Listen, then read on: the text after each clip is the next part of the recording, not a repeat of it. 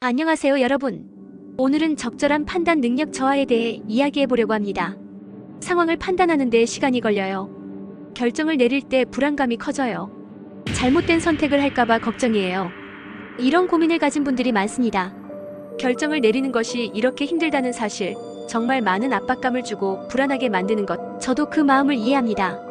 적절한 판단 능력 저하는 여러 가지 증상으로 나타날 수 있습니다.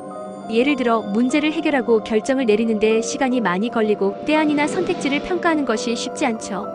결정이 필요한 상황에서는 과도하게 고민하는 경향이 있으며 잘못된 선택에 대한 두려움이 큽니다. 일반적인 상황에서도 판단을 내리기가 힘든 경우가 많아지죠. 이러한 증상들은 육체적으로 스트레스를 유발하며 심신의 피로를 증가시킵니다. 심리적으로는 자신감이 저하되고 우울증이 발생할 위험이 높아지죠. 그리고 사회적으로는 사람들과의 상호작용에서 갈등이 생기는 일이 자주 발생합니다. 전문가들은 이러한 문제를 진단하기 위해 인지능력과 의사결정 평가를 위한 심리검사를 시행하고 행동을 관찰하여 의사결정 과정을 분석합니다. 이제 이러한 문제를 어떻게 해결할 수 있을지 알아볼까요? 전문가들은 여러 가지 치료 방법을 추천합니다. 그룹 워크숍을 통해 문제 해결 및 판단 능력 향상을 도모하고 의사결정 기술 훈련 프로그램에 참여할 수도 있습니다. 정서적 안전망을 위한 상담 세션 및 인지행동 치료 CBT를 통한 판단 향상도 좋은 방법입니다. 마지막으로 문제 해결 상황에 대한 사례 연구 분석을 통해 더 나은 해결책을 모색할 수 있습니다.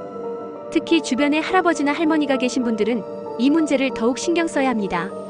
요즘 할아버지께서 상황을 판단하는데 시간이 걸려 라고 말씀하실 때 그 모습이 정말 안타깝습니다. 결정을 내릴 때 불안해하시고 잘못된 선택을 할까 봐 걱정하는 모습은 보는 사람으로서도 마음이 아프고 불안해지죠. 이는 할아버지의 뇌가 조금씩 힘들어하고 있다는 신호일 수 있고 결국 기억의 마지막 시간이 다가오고 있다는 것을 알려줍니다. 이럴 때 우리가 할아버지를 도와줄 방법이 필요합니다. 우선 다양한 의견을 들어보는 것이 좋아요. 할아버지, 이 문제는 이렇게 생각해보는 건 어때요? 라고 이야기를 나누는 것이죠. 여러 사람의 시각을 듣다 보면 할아버지께서도 더 많은 정보를 얻게 되고 더 나은 결정을 내릴 수 있게 됩니다. 또한 어떤 정보가 도움이 될지 고민해보는 것도 중요합니다. 자신에게 맞는 정보를 찾으면서 이 선택이 나한테 어떤 의미가 있을까? 하고 생각해보세요. 이렇게 하면 할아버지께서도 좀 더 자신감을 갖고 결정을 내리실 확률이 높아집니다. 마지막으로 우리는 함께 할아버지를 응원해주면서 소중한 기억을 쌓아가면 나중에 후회는 남지 않을 것이고 서로 힘이 되어줄 수 있습니다.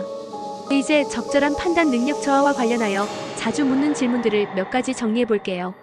첫 번째 질문은 적절한 판단 능력 저하는 노화의 자연스러운 과정인가요? 아닙니다.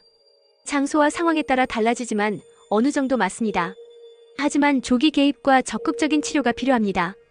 두 번째는 어떻게 하면 판단 능력을 향상시킬 수 있나요? 라는 질문으로 다양한 시도를 통해 경험을 쌓는 것이 좋습니다. 세 번째는 전문가에게 언제 도움을 요청해야 하나요? 아닙니다.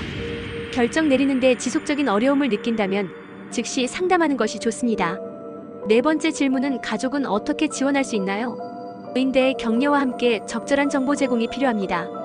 마지막으로 자가치료는 효과가 있을까요? 라는 질문에 대해선 지속적인 연습과 지지가 긍정적인 변화를 가져올 수 있습니다. 오늘은 적절한 판단 능력 저하에 대해 알아보았습니다. 여러분도 할아버지와 할머니와의 소중한 기억을 잘 만들어 가시기를 바랍니다. 감사합니다. 다음에 또 만나요.